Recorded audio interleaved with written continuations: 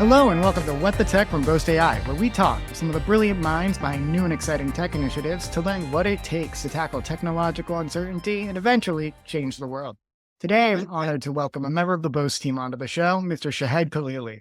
Shahed is Boast Chief Product and Technical Officer, where he's leading the team that's building our award-winning data-driven R&D intelligence platform, using the latest in AI and ML to help our clients accelerate their innovation and extend their product runways. At his core, Shahed is a dreamer, builder, and a seasoned operator. Most recently, he helped grow Galvanize to unicorn status on its April 2021 sale to Diligent for more than $1 billion USD. He's also been a two-time co-founder, an engineer, and a product manager throughout. He has gained a lot of insights about building powerful solutions that I can't wait for him to share. I'm excited to dive in and understand where we've been and what's in store as Boast continues to grow and help even more businesses maximize their investments into critical R&D. So without further ado, welcome to the show, Shahed. Hello, everyone. Thanks, Paul, for having me here. I've been waiting to get an invite to be part of the show. It's an amazing podcast, and I enjoy listening to the amazing story of the guests that you bring on. So excited to have this conversation. Oh, I absolutely love to hear it, Shahed. And again, I know you've been a fan and you've been a huge supporter of us. So it is long overdue that we have you on the show because so many of the folks that we talk to on the show, they know you or they know about the great work you've done or some of the roles that you've played in the tech space, specifically in the SaaS space. But I'd love to hear from you. Tell us a little bit about your career and how you got into kind of the tech game to begin with. Oh, this answer will definitely date me, but I have a little bit of gray showing here, so that's all good. My career started back in '98 when I was a comp sci student. And it was the crazy times of the .com. This thing that we call the internet was relatively new. And I was studying computer science and met a friend who knew how to do graphic design. And together we said, hey, I can code, you can draw, and we can build websites. So let's start our own business. And that's when I decided to find a co-op term at a startup. So I used the college to gain a bit of experience, found a startup, worked for the co-op employment that we had at the college that I was in, went on, joined the startup to build an e-commerce site for a semester. And this predates all these e-commerce platforms. So we had to build everything from scratch. And when I came back from that co-op term, I felt that I had gained the skills I needed, dropped out of college and joined the .com craziness and started selling our service and building websites. And eventually we came up with this brilliant idea that we can build a form-based website builder. Long story short, our tiny little startup got acquired and we joined another company, which later on became a victim of the .com burst, and that company went under. And that was my first experience into work life, from transitioning from school to work and having a good ride for about a year and a half. And we experienced our first recession. And, some folks here do remember that. Some folks remember the 2008 recession and then the COVID recession and all the unemployment that happened after that. It's fresh in everyone's mind. That back then in 2001 was pretty crazy. It was a bigger dip and it lasted quite a while to recover. So I stopped the entrepreneurial path, found a job as an engineer at a financial institution and continued working till the whole Web 2, as nowadays we call it, the whole social network and things came out and lean startup became a thing. And I took a stab at the second startup where it was in the social knowledge sharing or content sharing world, which I ended up dropping that about before even launching to join the team at what later got rebranded as Galvanize. The company at the time was called ACL, a technology company that later transitioned from a primarily service-led with a perpetual software license. We transitioned that from what was primarily services and perpetual software sales, client server premise software, to a B2B SaaS company, which later we rebranded to Galvanize.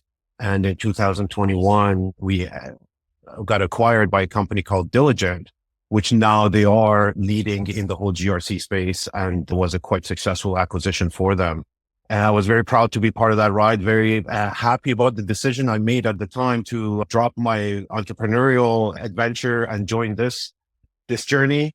ended up being the right choice that I made. And as a result of that, I'm now quite a seasoned expert, I would say, in the B2B SaaS world.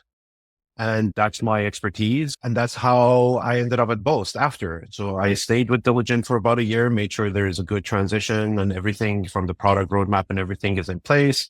And it coincided with a change in our personal life. Our daughter was being born and I decided to take a year off and be a stay-home dad and enjoy that until about a year later that I joined Boast, and looking forward to seeing how this journey pans out.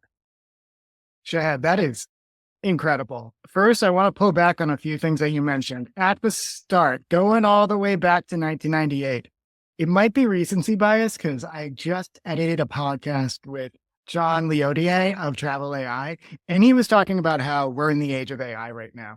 I'm thinking back to the dot-com boom, and he actually made a very similar parallel. I don't think it's going to be all doom and gloom coming out of, if this is a bubble that we're in right now with an AI, akin to what happened at the end of the dot-com of it all. But I love that you took the opportunity that was in front of you, though, at the time. You said, hey, I can code. You found a co-founder who could draw, and you pulled your skills together and you made something cool happen. I think that is almost the running theme of the podcast so far. It's about people who recognize the opportunity. They recognize what their skills are, but also their limitations, and they get the recipe together for success long term. So again, you talked about a few different kind of recession cycles that you've navigated over the course of your career. I think having that scrappiness and vision from the start, from 1998 onward, all the way to 2024 today, has been what's probably really sealed you against the worst repercussions of what has been macroeconomic conditions that are really out of your control. It's having that eye, and it's having, again, that understanding and that versatility to really get through all of it all. Just wanted to pull that back up because I think a ton of founders who listen to the show are going to really, really relate to that. Also, I love that got you into the B2B SaaS space. We talked about Galvanize, we talked about Diligent, and I mentioned that at the beginning of the show, but a lot of the DNA of Boast today comes from that team, actually. And I'd love to hear a bit more about what was up with Boast when you joined here, kind of what was the lay of the land, and how things have changed since you've come on in the past year. Tell me a little bit about what that journey looked like, why you came to Boast, and where we're at right now.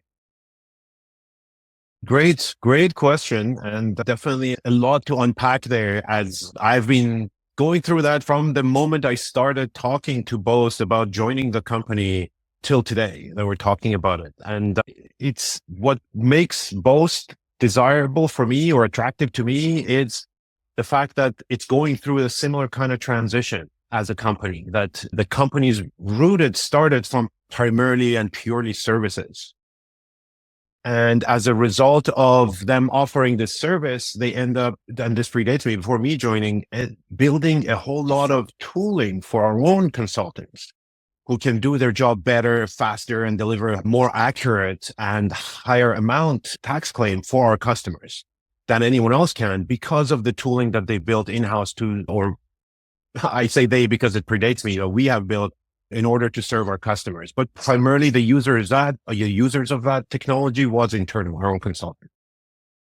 Fast forward to many years later, the company realizes that the technology that we're sitting on is quite valuable on itself.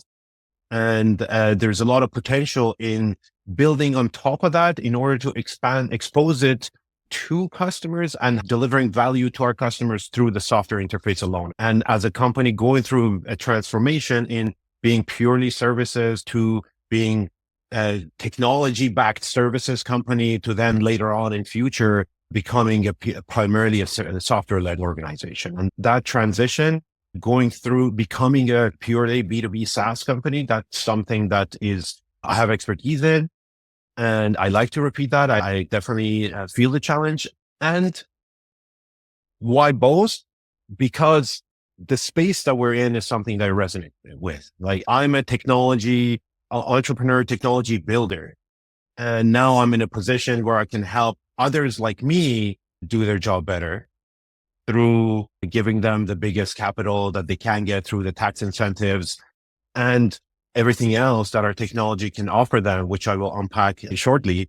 But serving the likes of me is definitely a passion. This is my home turf in a sense that I know it. I've been there. I've done that. And now I'm in a position to help others like me amplify their technology output and impact. That's definitely something that I'm passionate about. And I want to, it helps me wake up in the morning and do what I do every day a lot better.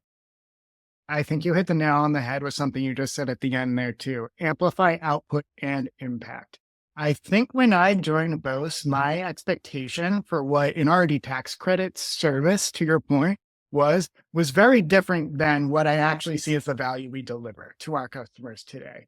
Yes, we have historically, and we still are very much a service-oriented business. We want to handle the R&D tax credit of it all for you. But even in the past almost 2 years that I've been here, the value proposition and even talking to customers, the value that they've realized from Boast, it's been a lot more than just dollars and cents. And I think that's something that's really cool that I love. It helps you wake up in the morning knowing that you're helping these people who you've been in their shoes before. You've been building products and solutions. You know how the R&D goes. Help them do their jobs better. Help them optimize that. And again, amplify their output. Make sure that they can do more with the resources they have.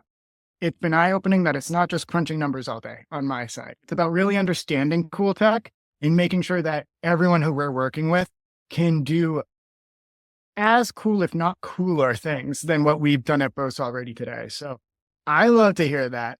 I'm chomping at the bit because I want to ask you about some of that cool tech that we've worked on. Now, I know we talked a lot about how in the past it used to be very much enabling our techs and very much about enabling our tech and tax experts to do their jobs better for our customers. But could you speak a little bit about maybe down the line or even today, what are some of the tools and the tooling that we've built into the platform that customers themselves can touch and feel?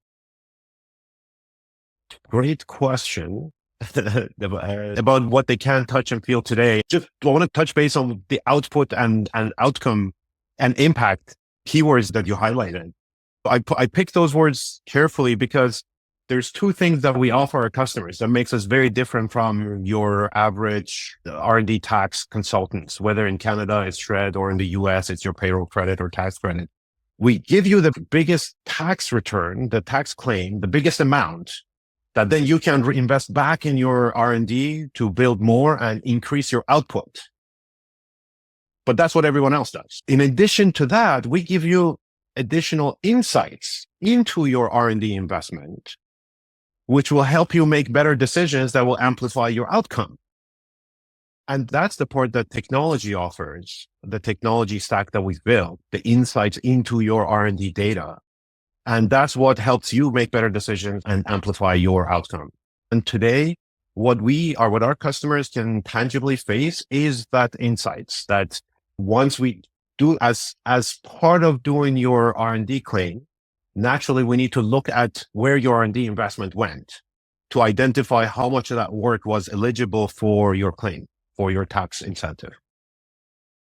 Now, that ability to ingest, enrich, and report on that data, analyze that data, that creates a gold mine that then we can show you additional information that is relevant to your claim and beyond. And that's what sets us apart, and that's what's valuable that we can do. And the key thing, another keyword that I want to go deep in is the enrichment, which is we look at I call it the digital footprint of your R&D activities. Like these are, as you create tasks for your engineers, for your designers to do things. There is a digital footprint of that. Any company that's bigger than a certain size uses some sort of a ticketing or task management or project management tool. In addition to that, there is the code changes, the artifacts that the team, the people that you're paying, you're investing in order to create an outcome for you. There is code out the other end. So we have that data. There is, again, digital footprint. Our technology is able to gather this data, analyze it, and derive time estimation from the work done to then say, analyzing all your ticketing system, we can then transform that into how much time Paul spent on a given project or a given task, how much time I spent on a given project and task, and then classify what portion of the work was eligible for your tax claim, what portion of the work wasn't, We can slice and dice that data in any other way. What portion of that work was going towards a strategic roadmap initiative? What portion of that work was going toward just maintenance of line and keeping your lights on? And give you that insights into where people's time is going and therefore where your dollars and cents, your R&D investment is going. And that's the valuable insight that the technology or our enriched data warehouse, that's the foundation of our platform, can offer. And I can't wait to expose more and more of that to our customers who can then have access to that information and make better decisions and overall have run better, efficient R&D organizations and manage their stakeholders better. What portion of their time, their team's time is going towards what?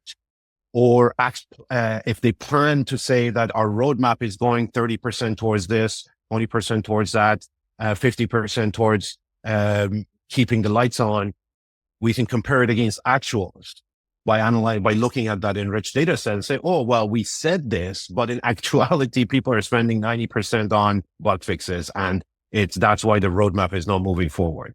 This is what that data set the enriched data set that we have for our customers can offer them. I love that you brought up the enrichment point. I'm thinking about a recent conversation we had with Dimitri from Descree and how he was saying that working with Boast, it wasn't just about the tax credits. He learned how to actually start tracking his R&D, how to actually start measuring his R&D. And he adopted those best practices for next year because he had already had the integrations with Boast.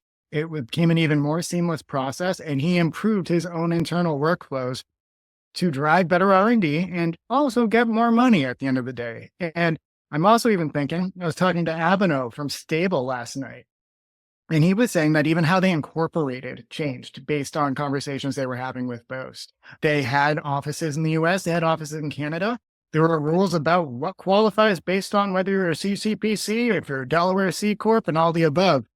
Boast gave them the feedback on where they would optimize their spend and how they should go about structuring. The enrichment of the data that you get from working with Boast is actionable. It helps you not just manage better, report better. That's another key one that I think is very, very valuable to our users. They have the insights to your point, explain why we're not at X point in our roadmap or why we've gone past this point in our roadmap. I'd like to hope it's usually good news, but honestly, you sometimes need that insight to be like, okay, our best laid plans did not work out, even though we thought they were happening. Let's do a postmortem. We at least give you that insight to do that postmortem. So love that you brought all that up. Yeah, it's the old saying. Yeah, it's the old saying that you can't manage it if you don't measure it. Exactly. That won't be title of episode, but that's a backup candidate for it because I think it's super important and it bears repeating. Now, I know that I mentioned a few of the cool customers that we've had. We work with a lot of great partners too, and even a lot of great people who work at Boast. I'd love to know, again, because you're relatively new to the team, you're doing a lot of work and you've hit the ground running since you've started in the past year, but tell me about some highlights so far since you've joined, whether it's customers that we've worked with or even just team members who you've been exposed to, who've delighted you since you've come on to the Boast team. Oh, that's a great question. And there's so many. Definitely customers fit into that because like I was saying, and talking to people that are like me, either they're founders, early stage, or they're operators and executives in later stage companies and that have similar problems that we have or I've had in my experience. So working with them has been amazing. That has been very, very rewarding to me.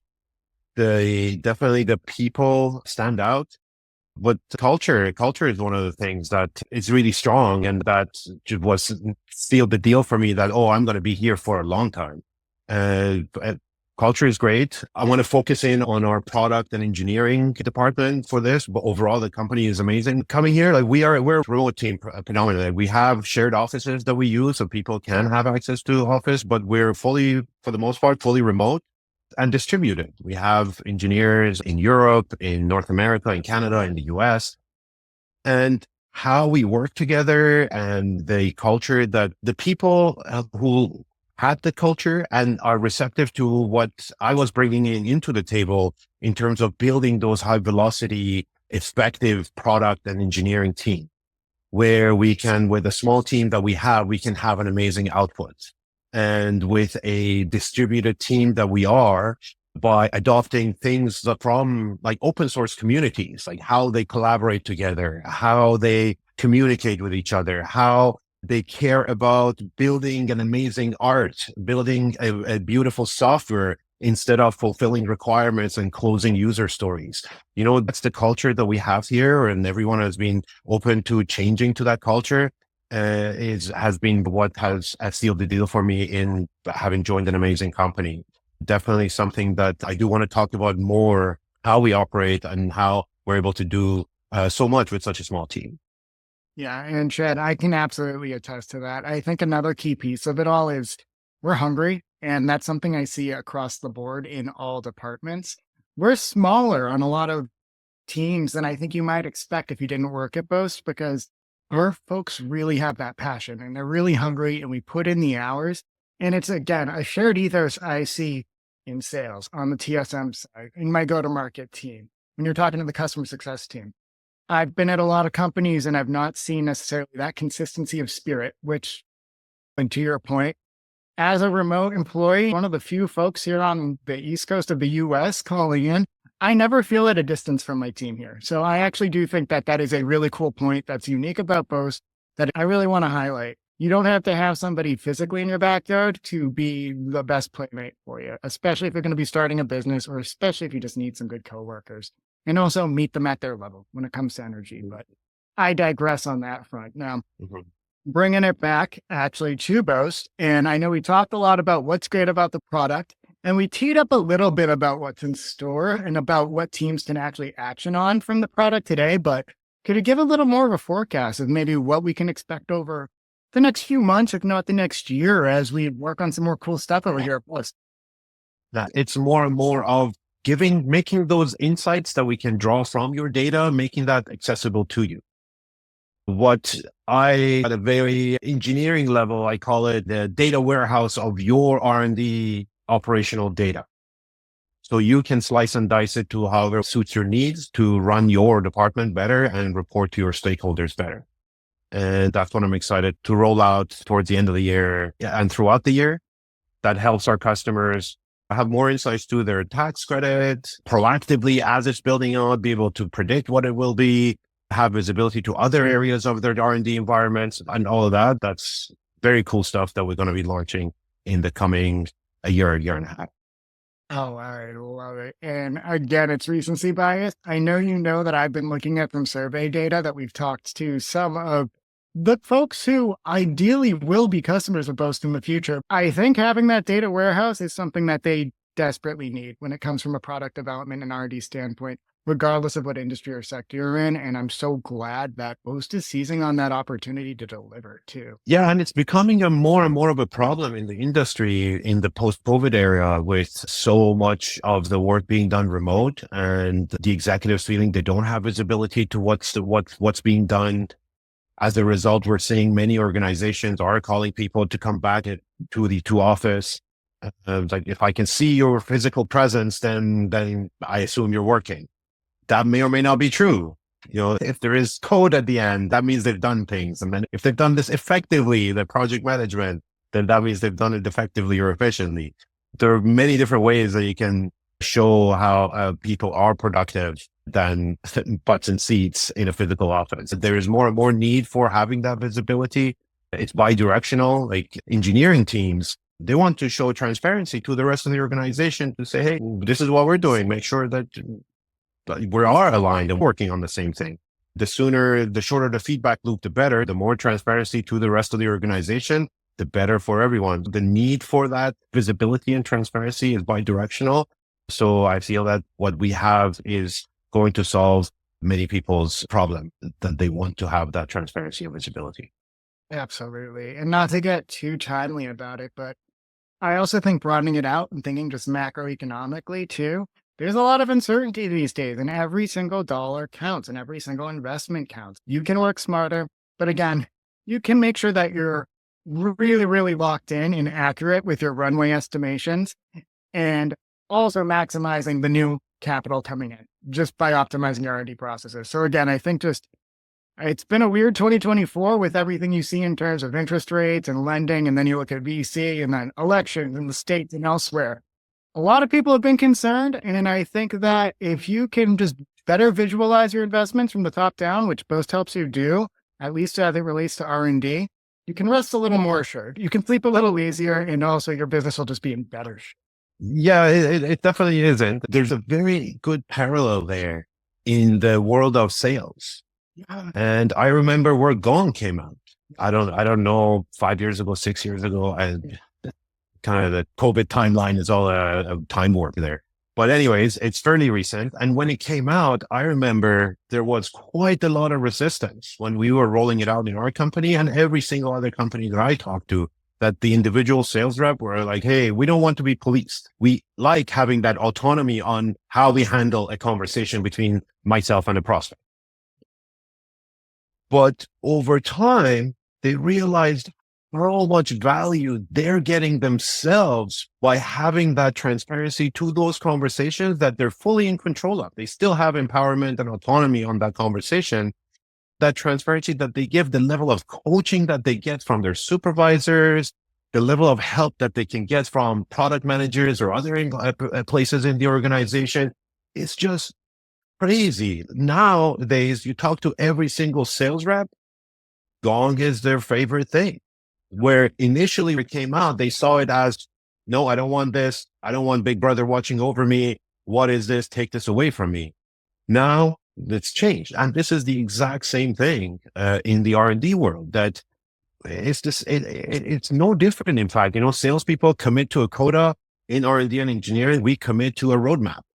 And the more transparency we have in our roadmap funnel, the better it is. The more discipline we'll have in managing the funnel, just like salespeople have disciplines in managing the stages of the sales. We'll have more discipline as a result of that transparency and visibility. We'll have more discipline, we'll have more rigor, and we'll have a better outcome, more efficient, and more likely to deliver on our commitment for the roadmap.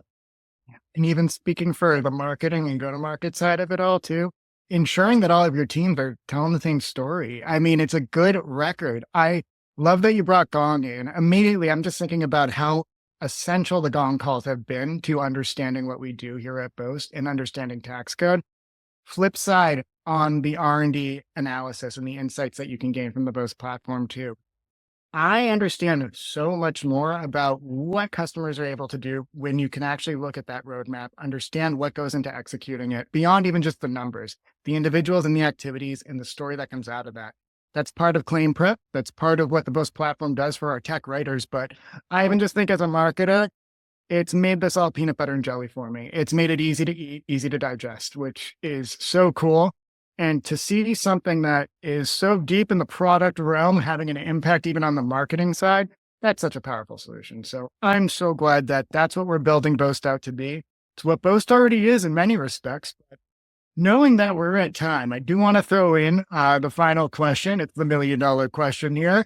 Pretty broad, and you can go in pretty much any direction with it. But for founders or prospective entrepreneurs in our audience, what's some sage wisdom you would give them about starting a business today? My standard advice to every founder is two things. Don't do it alone. Have a co-founder. Because if you can't convince someone with way more money than you and way more tolerance towards risk than you to invest in your idea, then that means you're not working on the right idea. So don't invest your own money because you're probably convinced your idea is good. And the first thing I said, don't do it alone. It's hard. You go through troughs. You're ready to give up. You need a partner to help you move forward. You need someone that complements your skill set, complements your attitude, and it helps a lot more. Even for investors, they're more likely to invest in those who have two founders than one.